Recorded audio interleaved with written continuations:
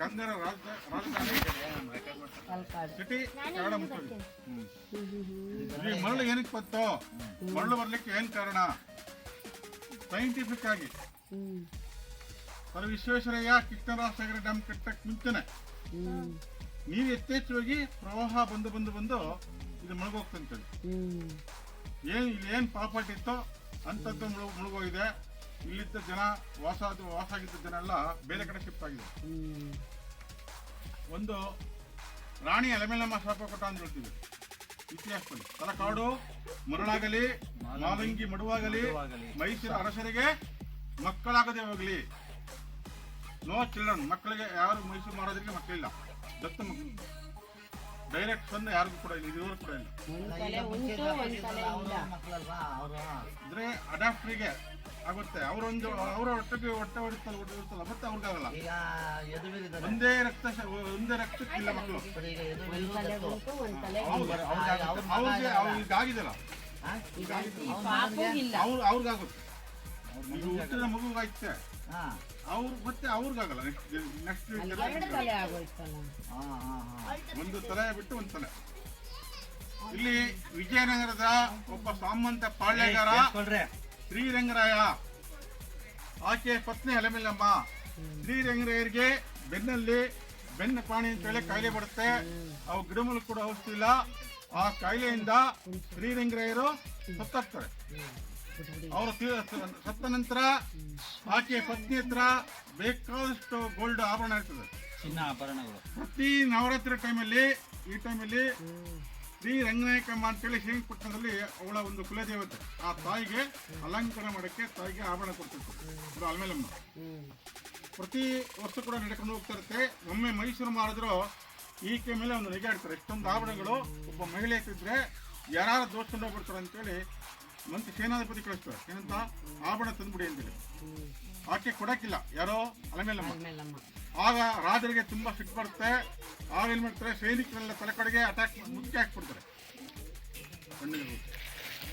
ಇಲ್ಲಿ ಮುತ್ತಿಗೆ ಹಾಕ್ಬಿಡ್ತಾರೆ. ಸೈನಿಕರಿಂದ ಅಲೆಮೇಲಮ್ಮ ತಪ್ಪಿಸ್ಕೊಂಡು 3 ಶಾಪ ಆಗ್ತದೆ.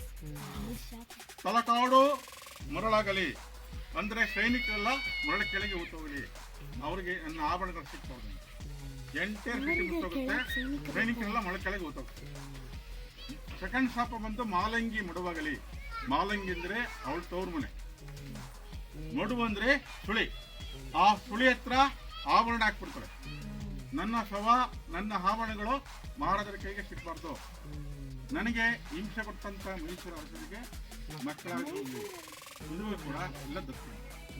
ತಲಕಾಡು ಮರಳಾಗಲಿ, ಮಾಲಂಗಿ ಮಡುವಾಗಲಿ, ಮೈಸೂರು ಅರಸರಿಗೆ ಮಕ್ಕಳಾಗದಿರಲಿ. ಹೇಳಿ 3 ಪದ. ತಲಕಾಡು ಮಣ್ಣಾಗಲಿ, ಮತ್ತೆ ಮೈಸೂರು ನಮ್ಮ ಮನೆ ಮಾಲಂಗಿ, ಮತ್ತೆ ಮೈಸೂರು ರಾಜರಿಗೆ ನೀರಲ್ಲಿ ಎಲ್ಲ ಕೊಟ್ಟು ಅಲ್ಲಿ ನಿಮ್ಮಲ್ಲೇ ಬದಿ ಸರ್. ನೀವು ದೊಡ್ಡ ಹೈಟ್ ಏರಿಯಾ. ತಲಕಾಡು ಮರಳಾಗಲಿ, ಮಾಲಂಗಿ ಮಡುವಾಗಲಿ, ಮೈಸೂರು ಅರಸರಿಗೆ ಮಕ್ಕಳಾಗದಿರಲಿ. ಬನ್ನಿ, ಅಲ್ಲಿ ಮುಂದೆ ದೇವಸ್ಥಾನ ಮುಚ್ಚಕ್ಕೆ ಬಿಡಲ್ಲ. ಎಷ್ಟೇ ಮಳೆ ಗಾಳಿ ಬಂದರೂ ಕೂಡ ವರ್ಷಕ್ಕೆ 2 ವರ್ಷಕ್ಕೆ ಕ್ಲೀನ್ ಮಾಡ್ತಿರ್ತೀವಿ. ಇಲ್ಲಿ ಕಾರ್ತಿಕ್ ಮಾಸ ಬರ್ತದೆ ನೋಡಿ, ನೆಕ್ಸ್ಟ್ ಬಂತು ದೀಪಾವಳಿ ಕಳೆದ ನಂತರ. ಕೆಳಗಡೆ ಸರ್, ಕಾರ್ತಿಕ ಮಾಸದಲ್ಲಿ 5 ಸೋಮವಾರ ಕಡ್ಡಾಯವಾಗಿ ಬರಬೇಕು. ಕೊನೆ ಸೋಮವಾರ ಅಮಾವಾಸ್ಯೆ ಬರಲೇಬೇಕು. ಸೂರ್ಯ ಹೊಡೆಯಕ್ಕೆ ಕುಂತಲ್ಲಿ ಅವತ್ತು ವಿಶಾಖ ಕುಂಭ ಮತ್ತು ವಿಶಾಖ ನಕ್ಷತ್ರ ಕೂಡ ಬರಬೇಕು. ಅದು ಪ್ರತಿ ಇಯರ್ ಕೂಡ ಬರಲ್ಲ. 3, 7, 12, 79, 86, 93, 2006, 2009, 2013, 2020ರಲ್ಲಿ ಕೊರೋನಾ ಅಂದ್ಬಿಟ್ಟು ರದ್ದು ಮಾಡೋದು. ಆದರೆ ಏನು ವಿಶೇಷ ಅಂದರೆ ಪೂರ್ವವಾಹಿನಿ, ಉತ್ತರ ವಾಹಿನಿ, ದಕ್ಷಿಣ ವಾಹಿನಿ ಒಂದೊಂದು ಕಡೆ ಸ್ನಾನ ಮಾಡಿ, ಒಂದು ಲಿಂಗ ದರ್ಶನ ಮಾಡಿ, ಮತ್ತೆ ಹೋಗಿ ವರದಿ ಒಪ್ಪಿಸಿ, ಮತ್ತೆ ಒಂದು ಸ್ನಾನ ಮಾಡಿ, ಮತ್ತೆ ಇನ್ನೊಂದು ತೆಗೆದು ಯಾರು ಕಲಿ ಸಾಧ್ಯ ಇಲ್ಲ ಮಾಡಕ್ಕೆ. ಅಂದರೆ ಒಂದು ಪೂರ್ವವಾಹಿನಿ, ಉತ್ತರ ವಾಹಿನಿ, ದಕ್ಷಿಣ ವಾಹಿನಿ ಇನ್ನೊಂದು ಕಡೆ ಒಂದು ಸರಿ ಸ್ನಾನ ಮಾಡಿ, ಪೂರ್ವ ದಿಕ್ಕಲ್ಲಿ ಒಂದು ಲಿಂಗ ಪೂಜೆ ಮಾಡಿ, ಮತ್ತೆ ಹೋಗಿ ಪಶ್ಚಿಮ ದಿಕ್ಕಿನ ಸ್ನಾನ ಮಾಡಿ, ಮತ್ತೆ ಇನ್ನೊಂದು ದಿಕ್ಕಿಗೆ ಲಿಂಗ ಪೂಜೆ ಮಾಡಿ 5 ಬಾರಿ ಆ ಥರ ಮಾಡಬೇಕು. ಮತ್ತೆ ಪದೇ ಪದೇ ಹೋಗ್ತಿ ಬರಬೇಕು. ಇದುವರೆಗೆ ಯಾರು ಮಾಡಿದಾರ ಪುಣ್ಯ ಗೊತ್ತಿಲ್ಲ. ನಾವಂತ ಒಬ್ಬರು ಮಾತ್ರ ಕಷ್ಟ ಇದೆ. ವಾರಗಟ್ಟಲೆ ಮರಳೇಶ್ವರ, ಮತ್ತೊಂದು ಹೆಸರು ಸೈಕತೇಶ್ವರ. ಸೈಕತ ಅಂದ್ರೆ ಕೂಡ ಸಂಸ್ಕೃತ ಪದದಲ್ಲಿ ಮರಳು ಅಂತೇಳಿ. ಆ ಕಾಲದಲ್ಲಿ ಒಂದು ಕಡೆ ನೀರನ್ನ ಕುಂತರ ಮೇಲೆ ಹಾಕ್ತಾರೆ, ಒಂದು ಕಡೆ ಮರಳು ಹಣೆಯಿಂದ ಈಚೆ ಬರ್ತಿದ್ದಂತ ವಾಡಿಕೆ. ಮರಳು ಬರ್ತಿದ್ದಕ್ಕೆ ಸ್ವಾಮಿಗೆ ಮರಳೇಶ್ವರ. 8ನೇ ಶತಮಾನದಲ್ಲಿ ಗಂಗರ ಕಟ್ಟಡ ದೇವಸ್ಥಾನ. ಈ ದೇವಾಲಯ ಕಟ್ಟಡ 1500 ವರ್ಷಗಳಾಗಿದೆ. ಇದು ಮುಳ್ಳಲ್ಲಿ ಮುಚ್ಚಾಗಿತ್ತು. ಆ ಲೆವೆಲಲ್ಲಿ ನಿಜವಾದ ಊರಿದ್ದು ಆ ಲೆವೆಲ್ ಅಮ್ಮ. ಹಿಂದೆ ಅವಳು ಶಾಪ ಕೊಡಕ್ಕೆ ಮುಂಚೆನೆ ಅದೇ ನಿಜವಾದ ಒಂದು ಸಿಟಿ. ನಾವು ಒಂದು ಸ್ಟೆಪ್ಸ್ ಹೋಗ್ತೀವಿ, ದೇವಸ್ಥಾನ ಆಗಿ ಇಳಿದು ಹೋಗ್ತಾ ಇದೀವಿ. ಇನ್ನೂ 20 ಫೀಟ್ ಮರಳು ಇದಾಗಿದೆ ಕೆಳಗಡೆ. ಅಂದರೆ ಕರೆಕ್ಟಾಗಿ ನಮ್ಮ ದೇವಸ್ಥಾನ 20 ಅಡಿ ಮರಳು ತೆಗೆದ್ರೆ ಅದು ಕರೆಕ್ಟಾಗಿ ಸುತ್ತಾಗಿರುತ್ತೆ ದೇವಸ್ಥಾನ. ಅರ್ಥ ಆಗ್ತದಾ? ನಾವು ಈಗ ಬೆಟ್ಟು ಇಳಿದು ಹೋಗ್ತಿದ್ವಿ, ಹತ್ಕೊಂಡು ಹೋಗ್ತೀವಿ. ಈಗ 10 ಬೆಟ್ಟು ಮುಚ್ಚಾಗಿದೆ. ಅದೇ ನೋಡಿದ್ದೀರಾ ನೀವು? 74ರಿಂದ 75 ಅಲ್ಲ ಇದ್ದಾಗ ಮಾಡಿದಾಗ ಎಲ್ಲ ಗೊತ್ತು. ನಾವು ಕೇಳಿ ಮನೆಯವ್ರು ಗುರು ಮುಚ್ಚಾಗಿದ್ದ ದೇವಸ್ಥಾನ ಎಲ್ಲ ಸಾಮಾನ್ಯ ಮುಚ್ಚಾಗಿದೆ. ಆಮೇಲೆ ಇತ್ತೀಚೆಗೆ ಸರ್ಕಾರ ಮಂಜೂರು ಮಾಡ್ಕೊಂಡು ಎಂಡೈಮೆಂಟ್ ವಹಿಸಿದ ನಂತರ ಇದು ಬಂದವ್ರಿಗೆ ಸಾರ್ವಜನಿಕರಿಗೆ ಇಷ್ಟು ಅವಕಾಶ ಕೊಟ್ಟರು. ಇಲ್ಲ ಅಂದರೆ ನೀವು ಬಂದವರು ಸುಮ್ಮನೆ ನೋಡ್ಕೊಳ್ಳೋದು ಹೋಗೋದು. ನೋಡಿ, ದಯವಿಟ್ಟು ನಿಮ್ಮ ದೃಷ್ಟಿ ಇದ್ರೆ ಈ ಥರ ಮಾಡಿಬಿಟ್ಟು ಅಲ್ಲಿ ಹಾಕ್ಬಿಟ್ಟು ಒಬ್ಬರಿಗೆ 5 ರೂಪಾಯಿ ಹಾಕ್ಬಿಟ್ಟು ಧೂಪ ಹಾಕ್ಬಿಟ್ಟು ಹಾಕಿ ಅವ್ರಾದ್ರು ತಗೊಂಡ್ರೆ ಈ ಥರ ಇದು ಮಾಡಿಬಿಟ್ಟು ಅಲ್ಲಿ ಹಾಕಿ. ಏನು ಮಾಡಬೇಕು? ಸುಮ್ಮನೆ ಸ್ವಲ್ಪ ಮಾಡಿ ಕಣ್ಣು ಮುಂದೆ ಇಲ್ಲ 20 ರೂಪಾಯಿಗೆ 4 ಕೊಡಿ ಒಟ್ಟು 4 ಜನಕ್ಕೆ. ಅಲ್ಲ ಇರಲೇ ಬಿಡೋದು ಇಲ್ಲ.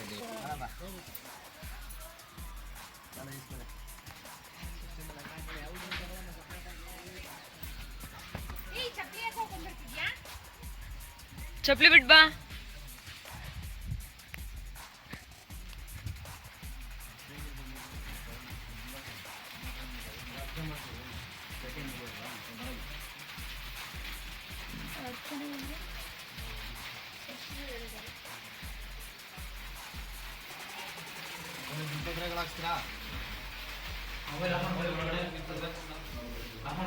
ಯಾಕೆಂದ್ರೆ ಸರ್ಪ ಅಂದ್ರೆ ಇಲ್ಲಿ ಕಡೆ ಕಾರ್ತಿಕ ಸೋಮವಾರ ಅಮಾವಾಸ್ಯೆ ಬರುತ್ತೆ ನೋಡಿ, ಅವತ್ತು 3 ಕಲರ್ ಆಗುತ್ತೆ ಲಿಂಗ.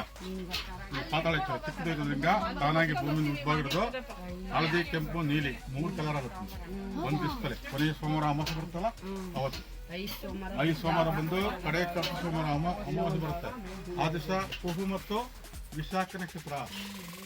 ಮುಂದೆ 79, 86, 93, 2006, 2009, 2020 ಜಾಸ್ತಿ ಇಲ್ಲ. ಆ ಲೆವೆಲಲ್ಲಿ ಮುಚ್ಚಾಗಿತ್ತಮ್ಮ. ಇದು ಕೂಡ ಅದೇ ಲೆವೆಲಲ್ಲಿ ಇಡೀ ಎಂಟೈರ್ ಸಿಟಿ ಇರೋದು. ನೀವು ಊಹೆ ಮಾಡ್ತೀರಿ ಆ ಲೆವೆಲಲ್ಲಿ ನಿಜವಾದ ಊರಿದ್ದು ಆ ಲೆವೆಲಲ್ಲಿ. ಯಾರು ಇಲ್ಲಿ ಮರಳು ತೋಡ್ಬಿಟ್ಟು ಇಲ್ಲಿ ಗುಡಿ ಕಟ್ಟಿಲ್ಲ ಅದ್ರ ಬಳಿ. ಅನಂತರ ಇದನ್ನ ವಿಸ್ತರಣೆ ಮಾಡಿ ತೆಗೆದಿರುತ್ತೆ. ಇದು ಪ್ಲಾಂಟೇಶನ್ ಅಂಟು ಕುಂದ ಮಾಡಿ ಇರ್ತಾರೆ. ಅರಣ್ಯಲ್ಲೇ ಕಸರೆ ಮಾಡಿ ಇದು ನೀರಲ್ಲಿ ಇರ್ತಲ್ಲ, ನೀಲಗಿರಿ ಬೇಗ ಬರುತ್ತೆ. ಈ ಲಿಕ್ವಿಡ್ ಗಿಡ ಎಲ್ಲ ಸ್ವಲ್ಪ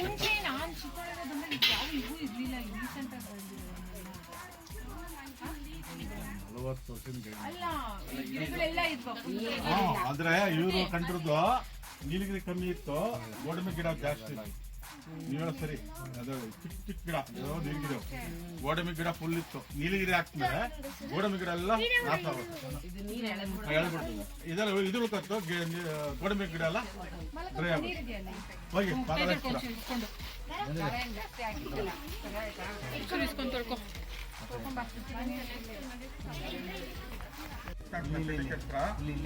ಕೇಳಿಸ್ಕೊಳ್ಳಿ. ಅವಾಗ ಶಿವನ ಕುರಿತು ಮತ್ತೆ ತಪಸ್ ಮಾಡ್ತಾರೆ. ಅದು ಏನ್ ಬೇಕೋ ವರ ಅಂತ ಕೇಳಿದಾಗ ನಿನ್ನಲ್ಲೇ ಬಂದು ನನ್ನ ಹತ್ರ ಯಾರು ಬರ್ತಾರೋ ಅಷ್ಟಕ್ಕೆ ಮಾತ್ರ ಹೊರ ಕೊಡುವಂಥದ್ದು ಜನಕ್ಕೆ. ಆಗ ಈಶ್ವರ ಏನಕ್ಕೆ ಬರಬೇಕಂದ್ರೆ ಎಲ್ಲ ದೇವಸ್ಥಾನ ಏನು ಕೇಳ್ಕೊಂಡಿದ್ರೆ ಬಂದು ನಮ್ಮ ಮಕ್ಕಳಿಗೆ ತಿಂಡಿ, ನಮಗೆ ಗೇಮ್ ಫಲ ನಿಮ್ಗೆ ಕೊಡಪ್ಪ ಅಂತೇಳಿ ಇದಕ್ಕೆ ಮುಚ್ಬಿಟ್ಟು ಕ್ಲಾಪ್ ಮಾಡಿ ಅಬ್ಬರೇ ಎಬ್ಬಿಸ್ಬೇಕು. ಎಬ್ಬಿಸಿದಾಗ ನಿಮ್ಮ ಮನಸ್ಸಲ್ಲಿ ಏನಿದೆ ಬೇಡಿಕೆಗಳು ಇಡಬೇಕು. ಆ ಬೇಡಿಕೆಗಳನ್ನ ಶಿವನ ಹತ್ರ ತಿಳಿಸ್ತಾರೆ. ಆಗ ನಿಮ್ಗೆ ಶಿವ ಇದೆಲ್ಲ ಯಾವ ಕಾಲದಲ್ಲಿ ಕಟ್ಟಿದ್ದು ಸ್ವಾಮಿ? ಚೋಳರು ಚೋಳ್ರು ಎಷ್ಟನೇ ಇಸ್ವಿ ಇದು? 1200 ವರ್ಷಗಳಾಗಿದೆ. ಅದೇನದು ಚಿತ್ರ ಅದು ಸೆಂಟ್ರದ್ದು? ಇಲ್ಲಿ ಅರ್ಥಪೂರ್ಣವಾಗಿ ಮಾಡಿಲ್ಲ. ಹಾಂ ಹಾಂ. ಏನೋ ಅವರು ಏನು ಬಂದಿದೆ ಬಂದಿದೆ ಬೇಲೂರು ಹಳೇಬೀಡು ಸುಮನಾಥಪುರದಲ್ಲಿ ಮಹಾಭಾರತ ರಾಮಾಯಣ ಎಲ್ಲ ಮಾಡಿದ್ದಾರೆ. ಮೊದಲಿನ ಪ್ರಾರಂಭದಲ್ಲಿ ಏನಾಯಿತು ಎಂಡಲ್ಲಿ ಏನಾಯಿತು ಅಂತ ಇಲ್ಲಿ ಏನೂ ಇಲ್ಲ. ಇಲ್ಲಿ ಏನೋ ಶಿಲೆಗಳು ಅವರು ಏನೋ ಒಂದು ಗುರ್ತಿಗೆ ಒಂದು ಇಮ್ಯಾಜಿನೇಷನ್ ಕಾಲ್ಪನಿಕ. ಇದು ಮೊದಲಿಂದ ಇರೋದೇನಾ ಅಥವಾ ಇದು ನಾನು ಕೇಳಿದ್ದೀನಿ. ನನ್ನ ಮನ 40 ಇಯರ್ಸ್ ಇದ್ದೀನಿ. ಎಷ್ಟೋ ಜನ ಪದೇ ಪದೇ ಬರ್ತೀನಿ ಬಂದ್ಮೇಲೆ ಒಳ್ಳೆದೈತೆ ಕಿವಿಯರ ಕೇಳಿದ್ದೀನಿ, ಕಣ್ಣಾರನ್ನ ಕಂಡಿದ್ದೀನಿ. ಪಾರ್ವತಿ ಒಂದೇ ಪೇಸ್ಟ್ ಒಂದೇ ಥರ ಇದೆ. ಮನವನ್ ಮನೆ ಅಥವಾ ಮನವನ್ ಮನೆ ಎಂಬ ನಾವು ಕೇಳಿದ್ದನ್ನ ಹೊರ ಕೊಡುವಳು ಪಾರ್ವತಿ ಅಂತ ಸಂಸ್ಕೃತದಲ್ಲಿ ಅರ್ಥ. ನೋಡ್ಕೋಬೇಕು. ಜೈ ಇದೆಲ್ಲ ತೆಗಿಬೇಕು ನೀವು ವಾಯ್ಸ್. ನಾವೀಗ ಹೋಗ್ತಾ ಇರೋದು ಪಾತಾಳೇಶ್ವರ. ನಿಮಗೆಲ್ಲ ಗೊತ್ತಿರಬೇಕು, ಹಿಂದಿನ ಕಾಲದಲ್ಲಿ ಈ ಜಾಗದಲ್ಲಿತ್ತು ನಗರ. ಶಾಪದ ಪರಿಣಾಮವಾಗಿ ಇಲ್ಲೆಲ್ಲ ಮಣ್ಣು ತುಂಬಿಕೊಂಡಿದೆ. ನೋಡಿ ಇಲ್ಲೆಲ್ಲ ಲಿಂಗು ಇದೆ. ಬಳಸೆ ಎಡಕ್ಕೆ ಲಿಂಗು ಇದೆ, ಎಡಕ್ಕೆ ಲಿಂಗು ಇದೆ. ಪಾತಾಳೇಶ್ವರ ಸ್ವಾಮಿ, ತಲಕಾಡು, ಟಿ ನರಸೀಪುರ ತಾಲೂಕು, ಮೈಸೂರು. ಪಪ್ಪ ಈ ಹುಂಡಿ ಅಂತ ಏನು ಮೇಲ್ಗಡೆ ಅದನ್ನು ಫೋಟೋ ತೆಗಿ. ಅದನ್ನೇ ಅದು